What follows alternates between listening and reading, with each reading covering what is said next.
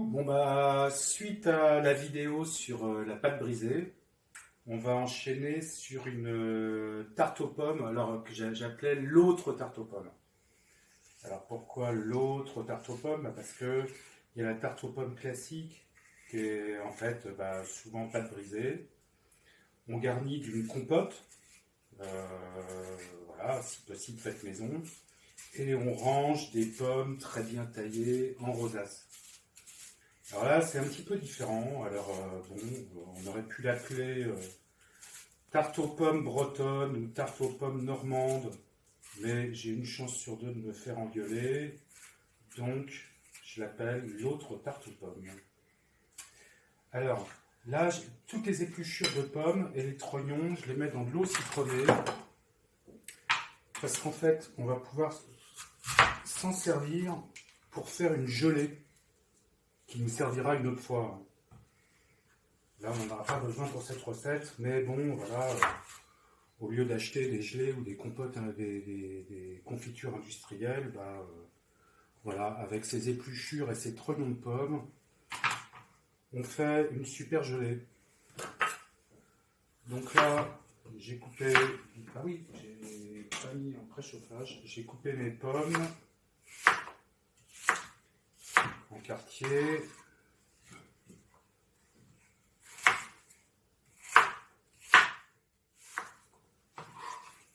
Voilà. Donc, comme on va pas être loin de cuire notre pâte, je serais censé mettre mon four en préchauffage,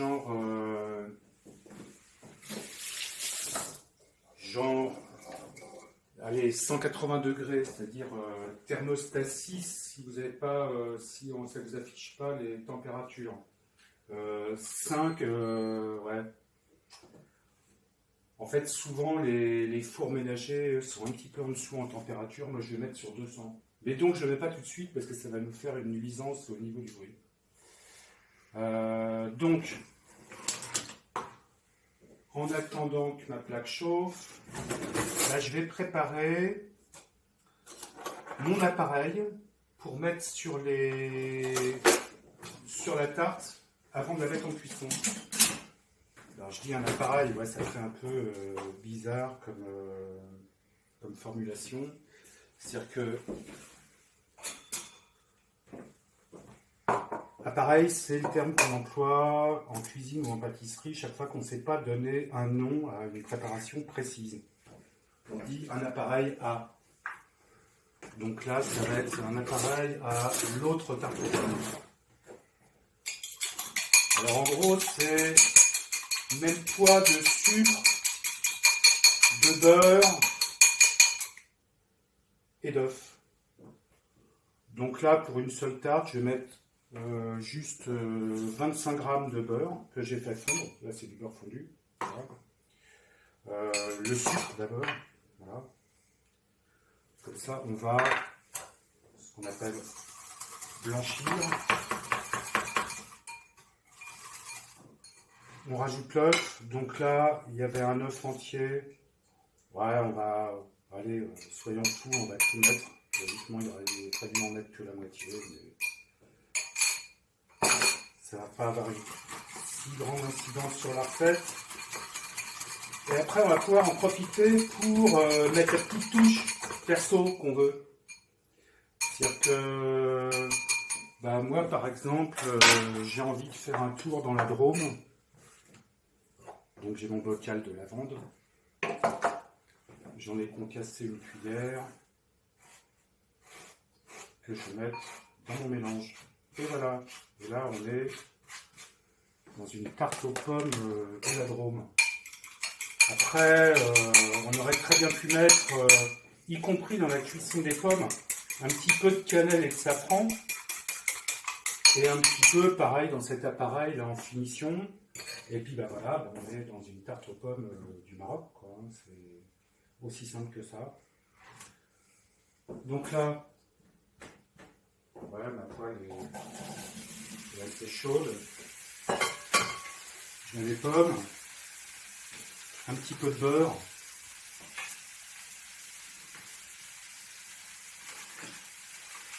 Ah ouais, et un secret de la maison Storer. Maison Storer ou maison Bourdaloue. Enfin, Storer, ils sont dans les Halles rue Montorgueil. Et ils font des sublimes chaussons aux pommes. Et en fait, moi, ce que j'avais compris dans leur recette, c'est que ils faisaient sauter les pommes au beurre salé. Voilà, donc une petite pointe de sel. Tant pis pour les puristes. Pour moi, rajouter du sel dans le beurre, c'est exactement la même chose que d'employer du beurre salé. Voilà, je vais pas me faire que des potes. Alors, ce qui change tout dans des compotes de pommes ou des pommes sautées, c'est de mettre genre une demi-gousse de vanille râpée dedans. Donc on l'ouvre en deux et on la gratte avec le dos du couteau. Bon, là elle est un petit peu sèche. Voilà.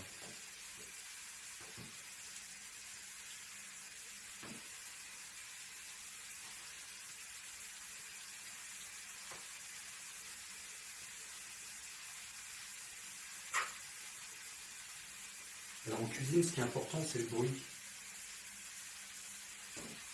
Parce que ça va être toute la différence si les pommes sont en train de sauter ou si elles sont en train de bouillir. On va entendre le bruit du fait qu'elles sont en train de sauter. Voilà, donc ça, les petits morceaux de gousse de vanille râpés, je vais les garder parce que ça va me servir au prix de la vanille en ce moment. Là, et puis ça ne s'arrangera pas de toute façon. Il faut tout garder. Ça, par exemple, vous le mettez dans un récipient avec du sucre en poudre et vous avez du sucre vanillé. Hein. Pas la peine d'en acheter là, mais vous avez du vrai sucre vanillé. Voilà. Je passe juste les mains sous l'eau et je reviens. Donc pendant ce temps-là, je sors mon bâton de pâte brisée.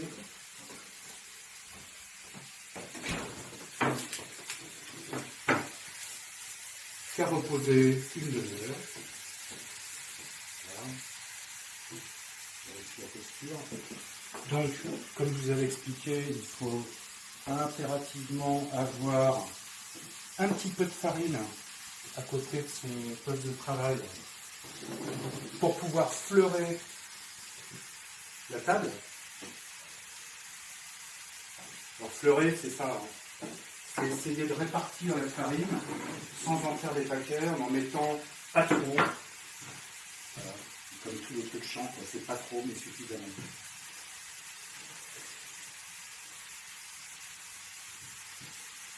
Donc je fleure au-dessus aussi.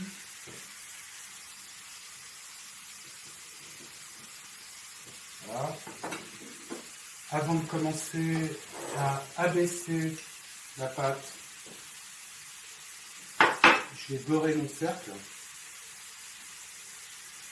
Alors beurrer, on pense que c'est pour éviter que ça accroche, oui, pourquoi pas.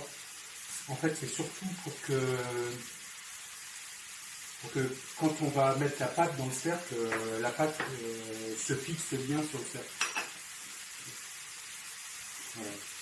Donc là, on part sur quelque chose de rond. On va essayer de conserver quelque chose de rond.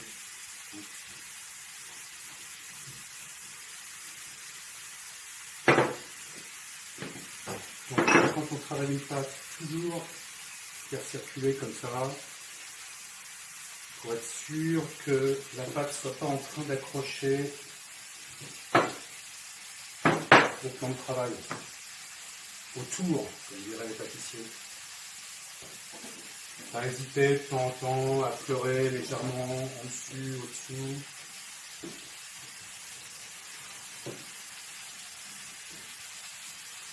Voilà, à chaque fois, on fait un quart de tour et on essaye de conserver quelque chose d'une forme un peu ronde, quoi.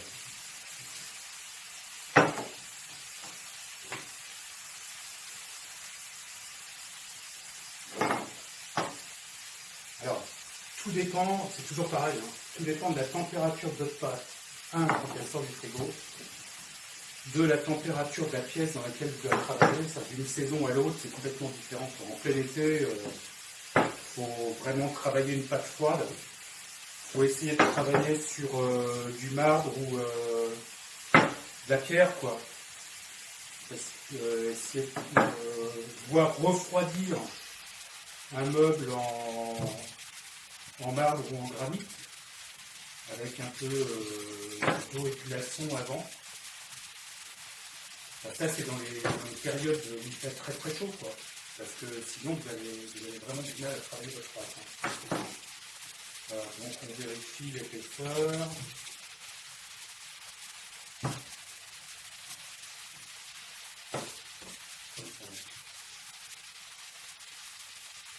Voilà, on peut enlever l'excédent de farine avec un pinceau.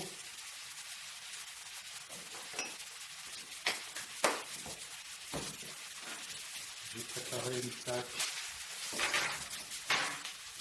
avec la cuisson. Alors moi j'ai choisi un cercle un peu plus haut que pour les tartes classiques.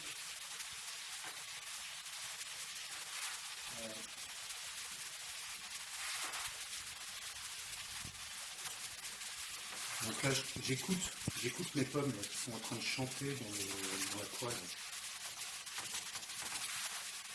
Je suis pas trop pressé de les sauter parce que en fait j'ai envie qu'elles prennent un petit peu de coloration.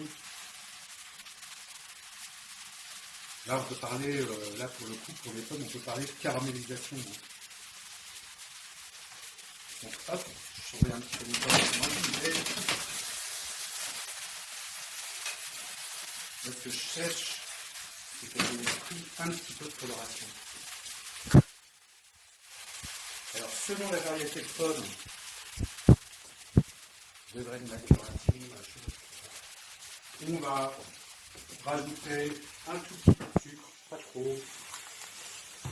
C'est pas la peine de faire un peu trop sucrasse, mais voilà. Ça va nous aider quand même au niveau de la coloration.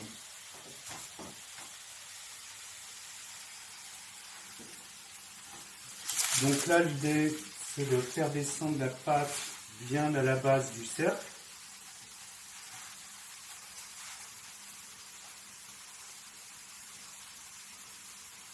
Voilà. Ensuite, on va pouvoir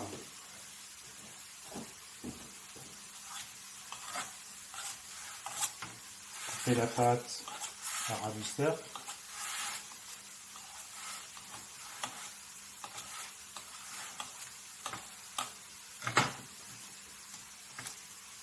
Alors on fait ça, je vais m'en servir pour faire des amuse-bouches, des petites quiches en entrée.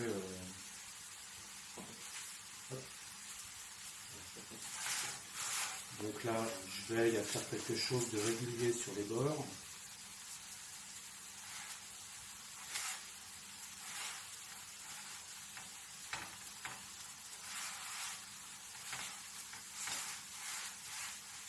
Et là, en fait, si j'avais pas beurré mon cercle, ben, ma pâte n'arrivera pas à se fixer dessus. D'ailleurs, en l'occurrence, je ne l'ai peut-être pas suffisamment beurré. Non, bon, ça va aller, hein, ça va le faire. Voilà.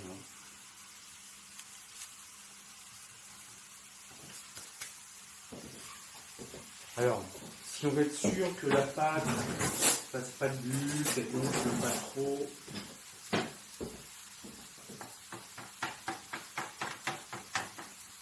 on va mettre quelques coups de fourchette. Là, je vais lui mettre un petit coup de froid. En attendant que les pommes soient prêtes.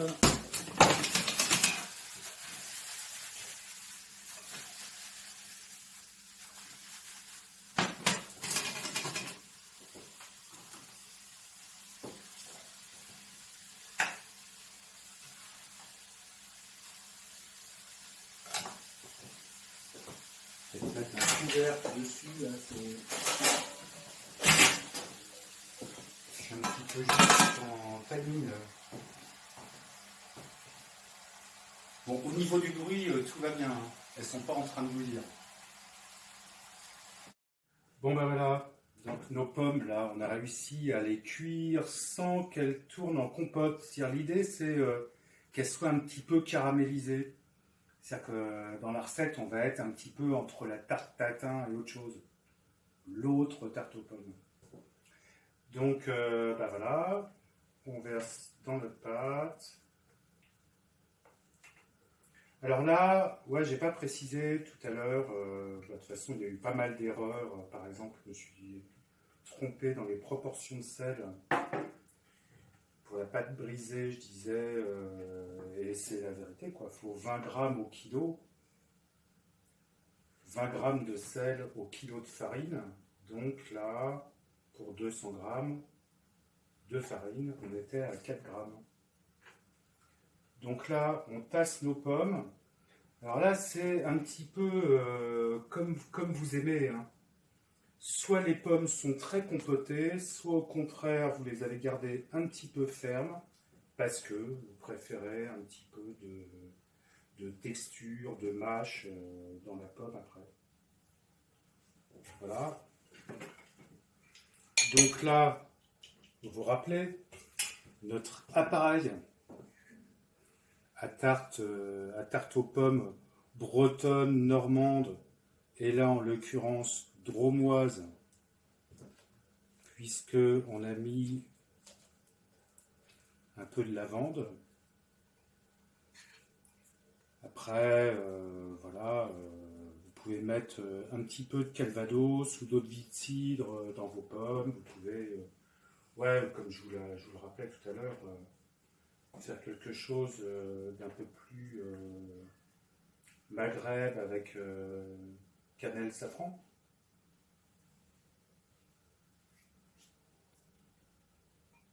Voilà. Et donc là, on enfourne notre tarte. Donc four à 180 voire 200 degrés, c'est-à-dire entre 6 et 7, si votre thermostat affiche des chiffres au lieu d'une température. Et on va compter allez, 40 minutes de cuisson. À tout à l'heure. Hello. Donc la tarte, en fait, elle a eu largement 40 minutes, voire 50 minutes de cuisson.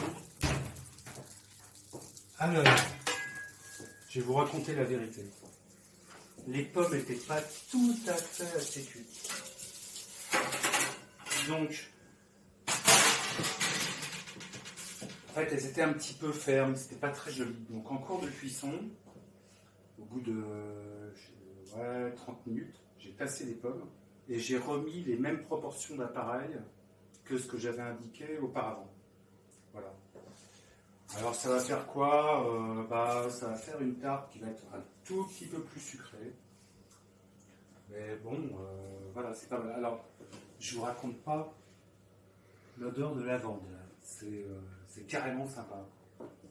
Ah oui, et donc le cercle, disons 10 minutes avant la fin de la cuisson, je l'ai retiré pour que la pâte puisse colorer ici, puis qu'il y ait un petit peu de croustillant sur les côtés de la tarte. Voilà. Bon, je sais pas ce que vous en pensez, mais ça a l'air pas mal cette affaire. Bon, à bientôt. Et la caméraman confirme, ça sent super bon.